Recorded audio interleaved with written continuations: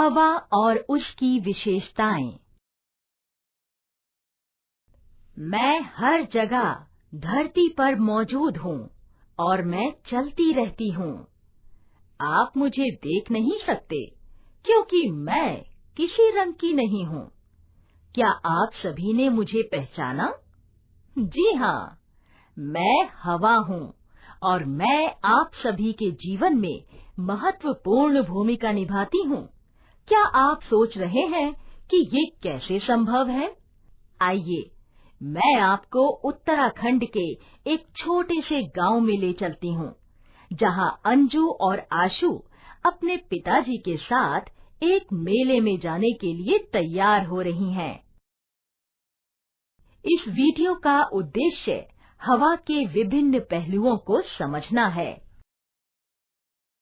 आओ बच्चों, जल्दी करो, मेला जल्दी ही बंद हो जाएगा। पिताजी, हम तैयार हैं। मैं अपनी साइकिल पर सवार होकर आना चाहती हूँ। ठीक है। ओहो, यह साइकिल नहीं चल रही है। पिताजी, मैं क्या करूँ? यह साइकिल इसलिए नहीं चल रही क्योंकि इसके दोनों टायर में हवा नहीं है। पिताजी, हवा न होने से टायर क्यों नहीं चलता? जब टायर में हवा भरी जाती है तो टायर फैल जाता है और उपयोग में आता है। ऐसी कई निर्जीव चीजें हैं जिन्हें हवा की आवश्यकता होती है। क्या निर्जीव चीजें वो है जो सांस नहीं ले सकती है?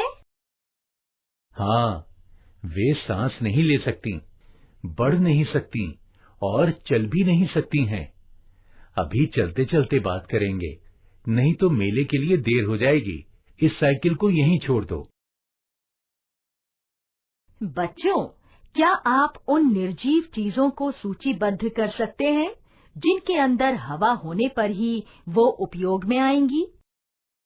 पिताजी, जिस प्रकार हम मनुष्यों को सांस लेने के लिए हवा की आवश्यकता होती है, क्या उसी प्रकार जीव जंतु, पेड़ पौधों को भी होती है?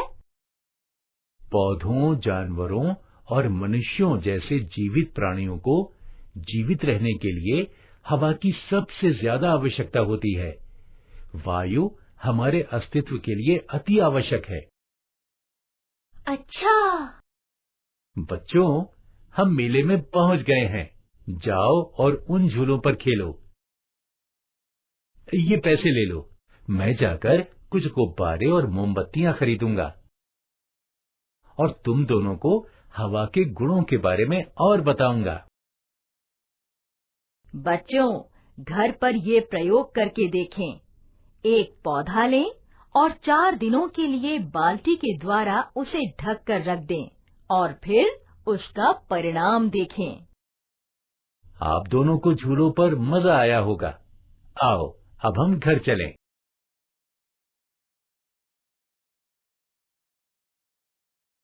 पिताजी, घर आ गया। अब बताइए कि आप ये गुब्बारे क्यों लाए हैं? मैं जानने के लिए उत्साहित हूँ। मैंने कुछ प्रयोग दिखाने के लिए ये गुब्बारे और मोमबत्तियां खरीदी थीं। मैं इन दोनों गुब्बारों में हवा भरूंगा।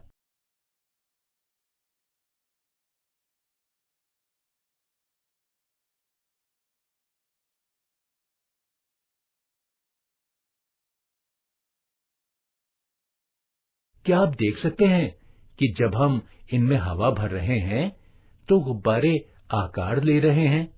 यह क्या दर्शाता है?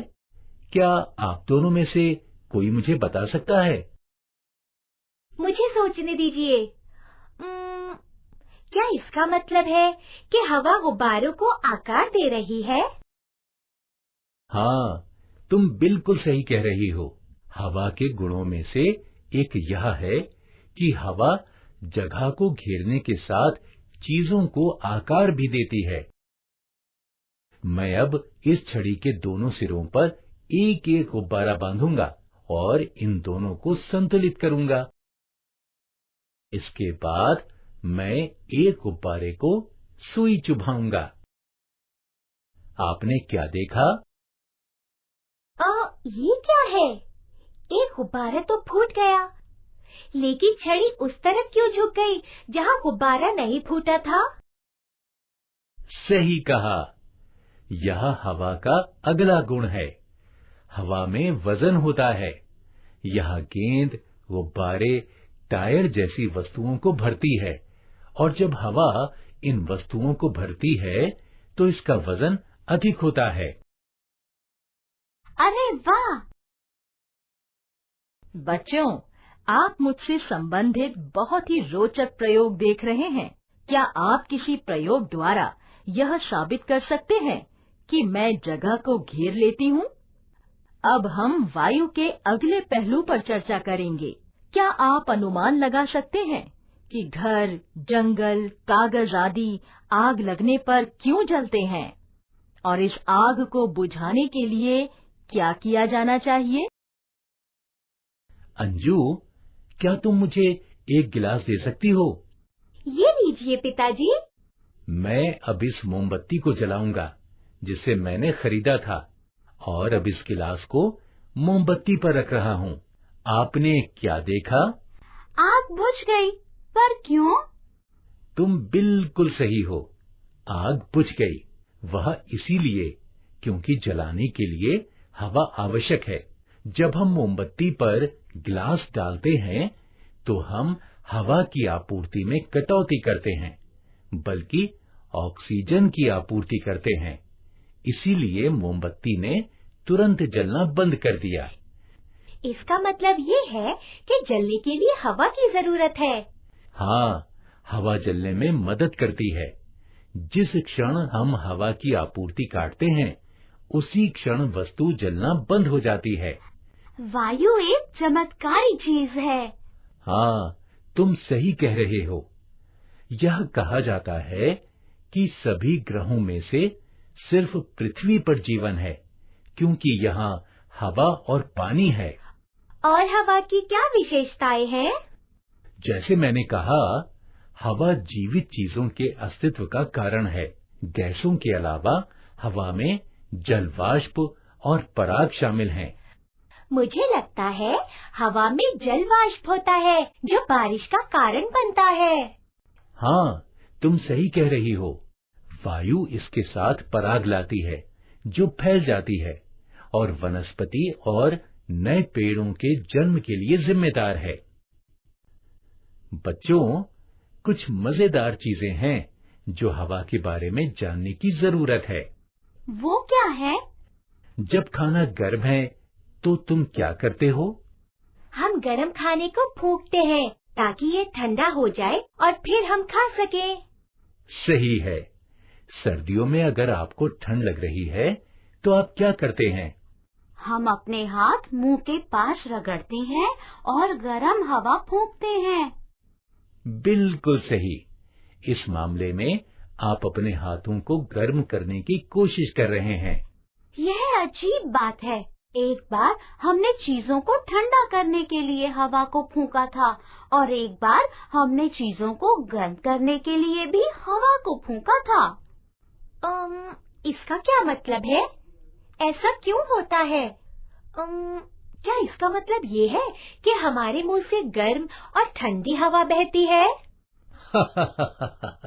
नहीं, वास्तव में आपके मुंह से निकलने वाली हवा का एक ही तापमान होता है जो आपकी इच्छा के अनुसार नहीं बदल सकता है। ऐसा क्यों होता है? हमारे आसपास की हवा हमारे फेफड़ों की हवा की तुलना में हमेशा ठंडी होती है। जब हम अपने मुंह से हवा उड़ाते हैं तब बहुत सारी परिवेशी वायु इसके साथ मिल जाती है। इसका परिणाम यह होता है कि वस्तु पर गिरने वाली हवा ठंडी हो जाती है। तो फिर हम खुद को गर्म रखने के लिए गर्म हवा क्यों फूंकते हैं? दूसरी ओर अगर वस्तु को मुंह के पास रखा जाता है तो हवा सीधे उस वस्तु पर गिरती है, जिससे यह गर्म होती है, क्योंकि फेफड़े से हवा गर्म होती है। दिलचस्प है ये बातें। हाँ, हवा से संबंधित बातें काफी दिलचस्प हैं। मुझे उम्मीद है कि आप इस बात को समझ गए होंगे। जी पिताजी। ठीक है, हम इस छोटे से प्रयोग के साथ हवा पर चर्चा को खत्म करेंगे। आशु, इस गिलास को लो, अपने मुंह के पास लाकर खींचो और अपने हाथों को हटा दो। अब आशु, अपनी सांस छोड़ो और देखो क्या होता है। गिलास नीचे गिर गया। बिल्कुल। क्या आप जानते हैं क्यों ऐसा हुआ? इसका कारण यह है कि जब कांच के गिलास से हवा मुंह से खींची जाती है तो बाहर से आने वाली हवा गिलास पर दबाव डालती है और इसे मुंह में फिट रखती है। यह साबित करता है कि वायु दबाव बढ़ाकर डालती है। हवा के इस गुण का उपयोग होली के दौरान पिचकारी का उपयोग करने के लिए किया जाता है और डॉक्टर द्वारा एक इंजेक्शन का उपयोग करते समय भी किया जाता है। क्या कमाल का गुण है। हाँ, वास्तव में मुझे आशा है कि आपने सब समझ लिया होगा जो मैंने कहा था। अब सो जाओ।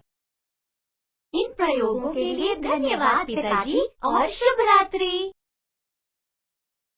बच्चों, मुझे उम्मीद है कि आप सभी ने इस वीडियो का आनंद लिया होगा, जिसमें मेरे यानी वायु के गुणों और उपयोगों के बारे में बताया गया है। अगले वीडियो में हम वायु प्रदूषण और इसे नियंत्रित करने के तरीकों के बारे में चर्चा करेंगे।